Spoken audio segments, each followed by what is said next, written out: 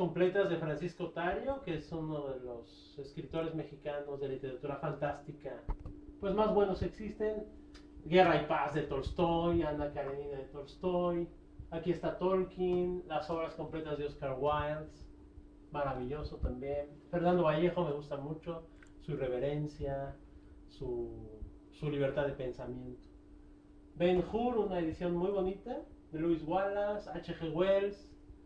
Y aquí ya empieza la zona de mitología y religión, con literatura hindú, el Ramayana de Valmiki. Aquí están fragmentos del Rig Veda, traducidos por mi maestro Juan Miguel de Mora, que fue uno de los mejores indólogos a nivel mundial. Este está editado por Cien del Mundo de Conaculta. Mitología griega, Afrodita de Pierre Louis, es una de las novelas eróticas de la decadencia francesa del siglo XIX. Una edición muy como de burdel fino, ¿no? Este libro es muy interesante, El molino de Hamlet, de dos astrónomos y antropólogos, Giorgio de Santillana y Herta von de Kent. El molino de Hamlet defiende la tesis de que toda la mitología se basa en el estudio de las estrellas de la antigüedad. Tratado de los monstruos de Héctor Santiesteban, un tratado de dragones, Beowulf, traducido por Tolkien, la gran saga inglesa. Historia de las religiones antiguas, un tratado de licantropía. Esta es la zona ya del judaísmo y del cristianismo. Esta Biblia es la Peshita, una traducción de la Peshita del arameo al español, una de las más, digamos, confiables Biblias que hay. Los rollos del Mar Muerto, fragmentos porque no quieren sacar todos. Libros contra la Iglesia Católica, El héroe de las mil caras de Joseph Campbell. El Evangelio de Judas, un evangelio apócrifo, es una edición muy bonita por la Universidad Iberoamericana, pero que está justamente en arameo, español, bilingüe también. El Evangelio de Judas, Evangelio gnóstico. El libro de Enoch, que es otro libro apócrifo de la Biblia. Los mitos hebreos de Robert Graves, fundamentales deberían ser. Y bueno, aquí ya empieza la historia, Edad Media europea, principalmente, Renacimiento, la toma de Constantinopla, conquista de América, esclavitud, modernidad, Segunda Guerra Mundial. Aquí están los libros del nazismo. Está Maus, que es una novela gráfica donde los judíos son ratones y los alemanes nazis son gatos. Esta fue una novela gráfica sobre el Holocausto que ganó un premio Pulitzer. Es un clásico de la novela gráfica, muy dura y muy interesante, de un superviviente de los campos de exterminio. Aquí están hacia lo contemporáneo, Hitler y el Holocausto, después de la Segunda Guerra Mundial, Guerra Fría. Y aquí empiezan los libros de filosofía. Mi filósofo favorito y el más lúcido es Albert Camus. Obras selectas, El extranjero, La peste, El mito de Sísifo y El hombre rebelde, que es fundamental para entender también la libertad de pensamiento. Un anarquista existencialista, Camus. Tengo obras de Cioran, que es un suicida. Si usted se quiere suicidar, nunca lea a Emile Cioran, uno de los filósofos rumanos más lúcidos contemporáneos, que no tiene ningún idealismo de ningún tipo. Es como si Lucifer escribiera, tristemente, ¿no? Pero es adictivo Emile Cioran, sobre todo para los masoquistas. ¿No? Voy a bajar un poquito. Michel Foucault, por supuesto, entiende el poder, el coraje de la verdad, los anormales, y esto es un clásico de Foucault. Historia de la locura en la época clásica, es prácticamente un tratado de antipsiquiatría. Un clásico, Foucault también, Totem y Tabú de Sigmund Freud. Uno de mis filósofos favoritos contemporáneos es John Gray. Misa Negra, El silencio de los animales. Otro anarquista, libre pensador. Aquí hay un poco de filosofía marxista, Heidegger y el nazismo, la crítica de la razón pura de Kant, Holbach, Aristóteles, Platón. Este libro de Maimónides me lo trajo uno de mis mejores amigos de Israel. su hermana vive en Israel. Es una edición muy bonita de la guía para los perplejos de Maimónides. Por supuesto, Jean Meslier, El testamento de un cura ateo. Con las tripas del último cura ahorcaremos al último rey. ¿No? Bien. Y el maestro de la locura, el poeta de poetas filosóficos, Friedrich Nietzsche.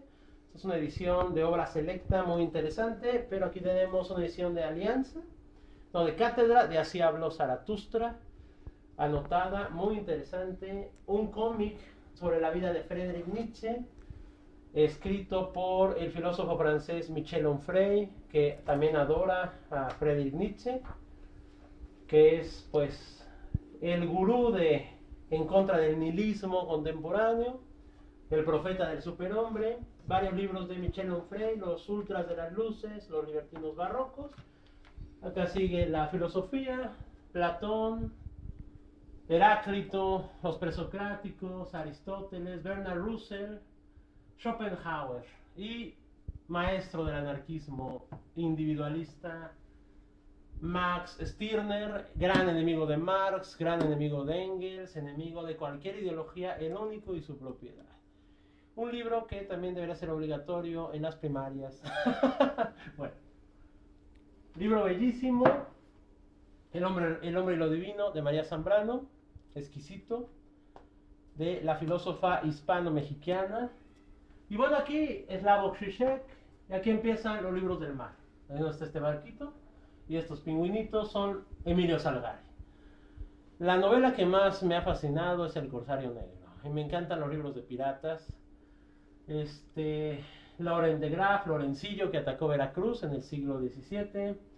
Este es Quién es quién en la piratería del Caribe. Estos son piratas judíos del Caribe, empezando por Cristóbal Colón. También lo trajeron de Israel, es un historiador israelita, Edward Chrysler, que vemos cómo los judíos han estado en los grandes acontecimientos navales desde el siglo XVI, XV-XVI. Por supuesto, el clásico Los Piratas de América, que lo escribió un médico que estuvo a bordo de los primeros piratas del Caribe, un holandés, Alexander Schemelin.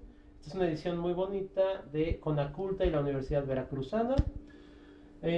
Los mares del sur, y esta obra es una compilación de los mitos de Tahiti en francés por Teulia Henry, que es un antropólogo que visitó las islas a principios del siglo XX. Está en francés y en tahitiano, ¿no? Los cantos en tahitiano y cómo los mitos de la Polinesia francesa nos enseñan pues una comunidad o una comunión del hombre con el mar y sus criaturas.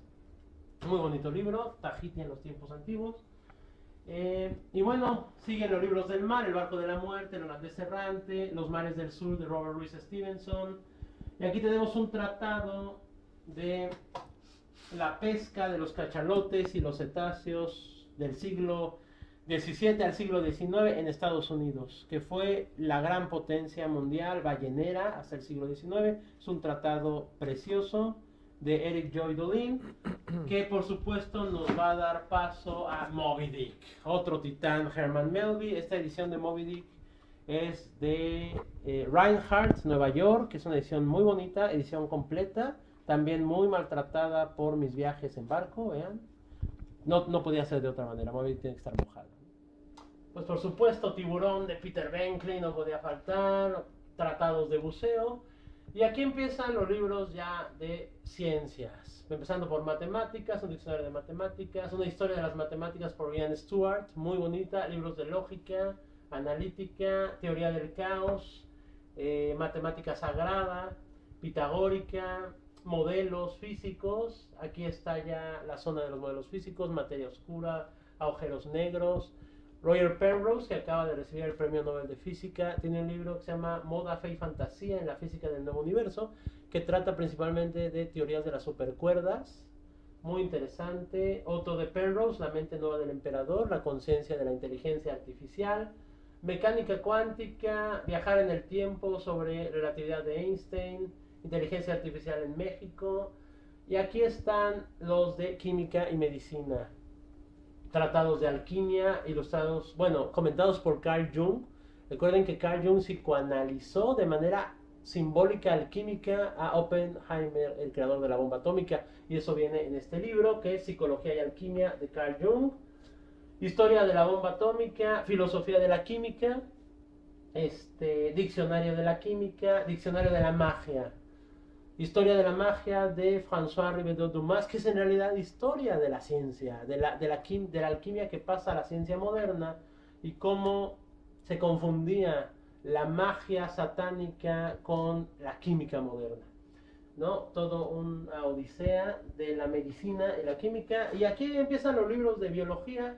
Mi maestro Antonio Lascano, El origen de la vida, un tratado que los biólogos se lo tienen que leer alguna vez en su vida, La estructura de la teoría de la evolución de Stephen Jay Gould, donde retoma toda la teoría de Darwin, más la teoría del equilibrio puntuado, para apuntalar pues lo que dio origen a la biología contemporánea, que nada puede ser visto en biología si no es a la luz de la evolución biológica. Esta es una edición de La naturaleza de las cosas de Lucrecio. Es una edición de la UNAM que fue traducida por Rubén Bonifaz Nuño. Edición bilingüe en latín-español para que se pueda comparar la traducción al español del texto original latino. Tito Lucrecio Caro fue un epicúreo, atomista, materialista del siglo I, un romano que según San Jerónimo se suicidó por una africana. Y a partir de la penalización por la creencia en la evolución de la materia por medio de átomos, el cristianismo prohibió durante siglos la teoría atómica, que está configurada en un gran poema científico que es La naturaleza de las cosas. Y hay una versión pues oscura de la etimología de loco que se le aplica a Lucrecio como una condena por haberse matado por una mujer. Es un poema que está dedicado a la diosa Venus e increíblemente pues está muy completo, ¿no? A pesar de la censura de la Iglesia Católica durante siglos. Y es pues uno de los clásicos de la ciencia y la poesía conjunta. Un hombre que ya desde el siglo I habla de la evolución de la materia y los átomos y hace una metáfora como si las moléculas fueran letras que se ensamblaran, y eso recuerda mucho al modelo de cómo los genetistas actuales entienden los ácidos nucleicos. Bueno, en realidad no tengo muchos libros míos, la verdad es que ni siquiera yo los tengo pocos libritos que me quedan, algunos títulos. Este es Ontología del Caos, por el cual recibí el Premio Nacional de Poesía Mérida en el 2010, y es una colección de poemas matemáticos, son enigmas matemáticos y físicos, donde trato de pues pensar sobre lo que significa el vacío, el hueco, la tiniebla, el desorden, la anarquía, desde un punto de vista del azar matemático. Muchos de estos los escribí en un casino, entonces pues me gusta. Esta es una edición de poemas africanos por el cual recibí el Premio Nacional de Poesía Efraín Huerta en el 2013. Está editado por los Premios Nacionales de Ediciones La Rana de Guanajuato. Y pues son poemas que escribí en Sudáfrica, en un viaje que hice para allá. Es parte de mi bitácora de viaje, donde registra varios momentos sobre la historia del África negra, los mitos que conocí de diversas etnias como la Zulú, la Obambo, la San, algunos poemas vivenciales y otros poemas sobre la historia de Sudáfrica y su modernidad. Entonces se llama Poemas Africanos. Esta edición pequeña de Samsara es Física para herejes. Es un panfleto en contra del cristianismo. Son poemas anticristianos, no aptos para fanáticos ni cristeros, ¿no? Donde poetizo principalmente en contra de los mitos judeocristianos y la hipocresía clerical, Física para herejes. También de Samsara es una edición pequeña de La Guerra de los Dinosaurios, que es un drama cómico, una comedia teatral sobre la historia de dos paleontólogos norteamericanos del siglo XIX Cope y Marsh, muy famosos, que rompieron todas las actitudes éticas de un científico para destruirse mutuamente. Tiene esquemas originales de Cope, de los artículos científicos del siglo XIX, y también reconstrucciones paleontológicas del paleoartista Jorge Ortiz, La guerra de los dinosaurios. Y bueno, este libro es uno de mis favoritos, es la biografía de Héctor Berlioz, mi músico favorito. Por ahí están los libros de arte, pintura, música, escultura, historia del arte, filosofía del arte.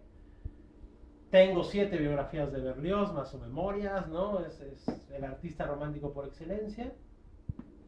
Y bueno, pues es simplemente un paseo no muy detallado, abuelo de pájaro, de mentes maravillosas, ¿no? Que nos han legado un conocimiento y una pasión y una fe, donde uno puede, pues, recuperar la historia y representar la realidad de cientos de seres humanos a lo largo de páginas y páginas y páginas. Es una lástima que tengamos tan poca vida y tanto que leer, ¿no? No nos alcanzará jamás la vida. Pero esos son los libros, son un vehículo para conocer mejor al ser humano, conocernos a nosotros mismos y principalmente para soñar.